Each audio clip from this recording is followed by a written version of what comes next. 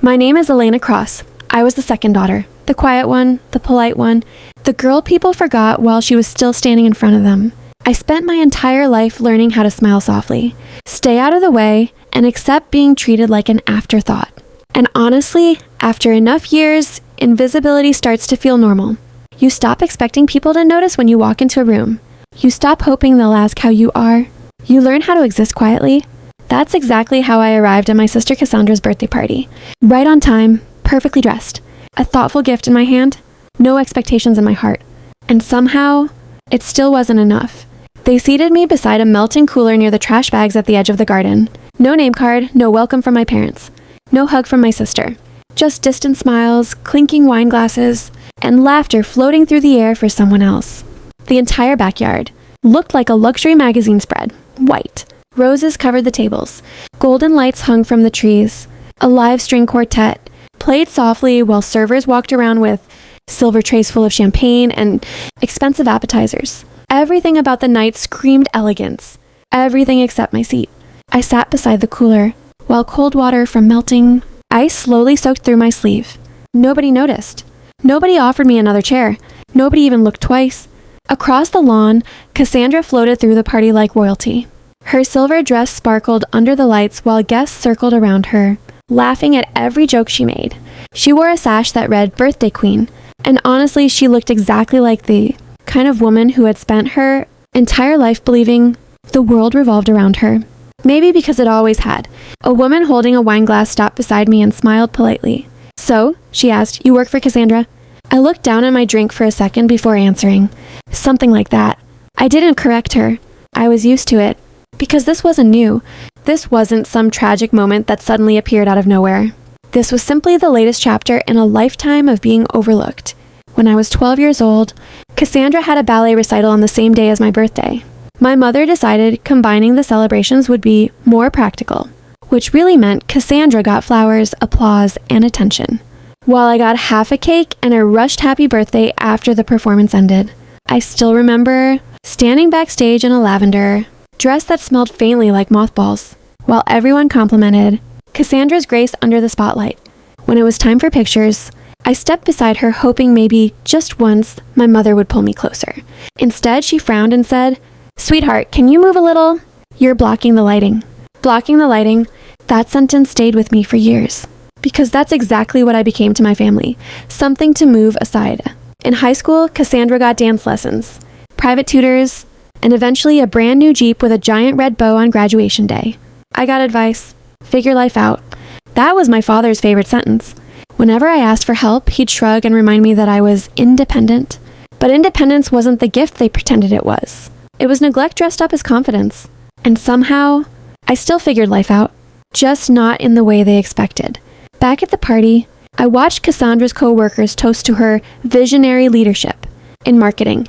One man even called her future CEO material. I nearly laughed into my wine. Because the campaign they were celebrating had landed on my desk 3 weeks earlier. And I personally rejected it for lack of originality. They just didn't know that yet. See, while everyone assumed I was living some quiet little invisible life, I was building something. Carefully, quietly, strategically.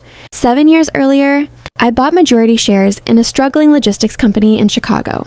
Then I invested in a media distribution firm, then private holdings, then marketing corporations. Over time, one acquisition turned into another until eventually I owned controlling interest in multiple national companies, including the corporation where Cassandra worked. Technically, my sister worked for me. Not directly, of course. She had no idea. I preferred it that way because real power doesn't announce itself every 5 minutes. Real power watches. It listens. It waits. And while Cassandra built her image, I built infrastructure. A server walked past carrying dessert trays. She couldn't have been older than 20. As she handed me a plate, her eyes widened slightly. Then she leaned closer and whispered, "I know who you are." I looked up, surprised. "The Cross Foundation paid for my college tuition," she said softly. "Thank you." For a second, I couldn't speak. Because in a garden full of people who had known me my entire life, a stranger was the first person who actually saw me. She smiled politely and walked away before I could respond. And suddenly, something shifted in the atmosphere around the party. Not panic, not drama, just awareness. Like the air itself sensed something about to change. Then it happened. A sleek black Tesla rolled slowly through the front gate. Conversations paused instantly, because stepping out of that car was Marcus Hale, CEO of the parent corporation Cassandra constantly bragged about impressing. "Oh my God," Cassandra whispered loudly to her friends while fixing her hair. "That's my boss." Everyone watched Marcus walk across the garden, past the champagne tower, past the musicians, past Cassandra. He never even glanced at her. Instead, he walked directly toward me. My parents looked confused. Cassandra stopped smiling. The entire garden seemed to hold its breath as Marcus stopped in front of my chair and removed his sunglasses. "Ms. Cross," he said respectfully, "I didn't expect to see you here tonight." Silence. Complete silence. My father slowly lowered his drink. My mother blinked rapidly like she couldn't process what she just heard. I stood calmly. "Neither did I answered softly. Marcus leaned slightly closer. "The board needs your approval for tomorrow's acquisition," he said quietly. "They're waiting on your decision." I nodded once. "We'll discuss it Monday." "Yes, ma'am." That single word changed everything. Ma'am, not Elena, not little sister, not invisible girl beside the cooler. Ma'am. I watched realization spread through the crowd like a crack through glass. Cassandra's face lost color instantly. One of her coworkers whispered, "Wait, Cross?" Another guest looked at me differently now, not with pity, but with sudden calculation. And that's the funny thing about people. The moment they discover power, they suddenly remember your name. I calmly stepped away from the cooler for the first time that night. My father intercepted me near the buffet table, forcing out an awkward laugh. "So," he muttered, "you're some kind of executive now?" I looked at him quietly. He still sounded arrogant somehow. "Even now, you used my company name last year for a tax grant," I said softly. His face froze. "That was family business," he replied defensively. "No," I answered calmly. "That was fraud." His jaw tightened immediately. "You've always been too sensitive." I stepped slightly closer. "And you've always mistaken silence for weakness." For the first time in my life, my father had absolutely nothing to say. Across the garden, Cassandra desperately tried to regain control of the room. She laughed louder, talked faster, held her champagne glass tighter, but panic had already entered the party. People were connecting the dots. The invisible sister, the CEO, the foundation, the corporate ownership. The truth was assembling itself piece by piece in front of everyone. Marcus joined me again near the catering table. "You want to address the campaign issue tonight?" he asked quietly. I looked toward Cassandra, still performing, still pretending, still acting like confidence could erase reality. Then I placed a thick brown envelope onto the white tablecloth beside the appetizers. Cassandra's eyes locked onto it immediately. "What's that?" she asked carefully. "Documentation," I replied. Inside that envelope were reports proving she had recycled another company's campaign proposal and presented it as original work. Nothing illegal, just dishonest. Her face turned pale. "You're trying to humiliate me," she whispered.